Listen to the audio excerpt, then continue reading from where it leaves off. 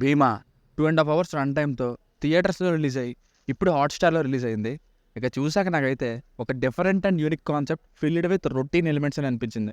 మొదటి 15 నిమిషాలు క్లైమాక్స్ 40 నిమిషాలు తప్పిస్తే మిగతాదంతా రొటీన్ స్టఫ్ క్రింజ్ సీన్స్తో నింపేశారు అనిపించింది.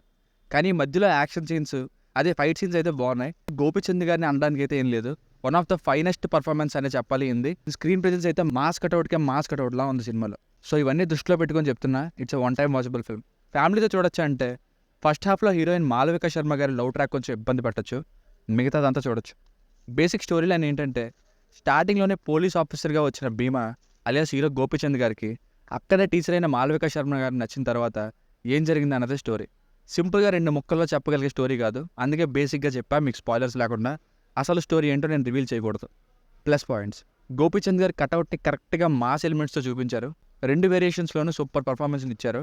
ఎవరి సజెషనో తెలియదు కానీ KGF and Salaar music director అయిన రవి బస్రూర్ గారి మ్యూజిక్ అయితే మాస్కే మాస్ అంటే చెప్పేలా ఉంది. బ్యాక్గ్రౌండ్ మ్యూజిక్ మెయిన్గా రొటీన్ ఎలిమెంట్స్ అయినప్పటికీ ఫైట్ సీన్స్ అన్నీ కూడా హై వోల్టేజ్తో నిండి ఉన్నాయి, ఎస్పెషల్లీ ఈ బ్యాక్గ్రౌండ్ మ్యూజిక్తో. ఫస్ట్ 15 మినిట్స్లో ఎక్స్ప్లెయిన్ చేసిన వెరీ ఇంట్రెస్టింగ్ ఫ్యాంటసీ ఎలిమెంట్ అదే 15 మినిట్స్ని యూజ్ చేసుకుని క్లైమాక్స్ 40 మినిట్స్ని చూపించిన విధానం, ఇవి major highlights and unique elements సినిమాలో. హీరోయిన్స్గా మాలవిక శర్మ గారు, ప్రియ భవానీ శంకర్ గారు, ఇంకా స్పెషల్ రోజుల్లో నాజర్ గారు, వెన్నెల కిషోర్ గారు, వీళ్ళందరూ బాగా యాక్ట్ చేశారు.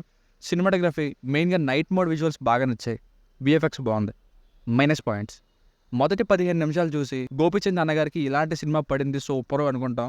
అప్పుడే ఇంట్రడక్షన్ సాంగ్ అయ్యాక లవ్ స్టోరీ స్టార్ట్ అవుద్ది.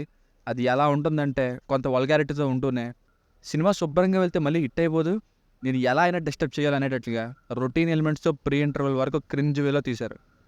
ఈ లవ్ స్టోరీని పీక్ పడేసినా బాగుంది. క్లైమాక్స్లో యూజ్ అయ్యే హీరోయిన్ రోల్ కోసం ఇంతసేపు లవ్ స్టోరీని అక్కర్లేదు.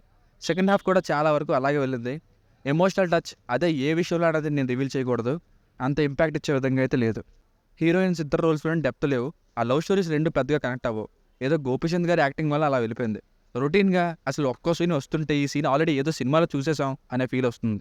సో ఫైనల్గా మూవీకి వర్డిక్ట్ ఏంటంటే ముందు చెప్పినట్టు ఆ స్టార్టింగ్ అండ్ ఎండింగ్ ఇంకా మధ్యలో వచ్చే ఫైట్స్, వీటి కోసం ఒక్కసారి చూడొచ్చు. మాస్ ఆడియన్స్కి బాగా నచ్చుతుంది.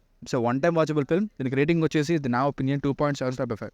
మీకు కనుక రివ్యూ నచ్చినట్లయితే మరిన్ని రివ్యూస్ కోసం మన ఛానల్ని సబ్స్క్రైబ్ చేసుకోండి. Thank you.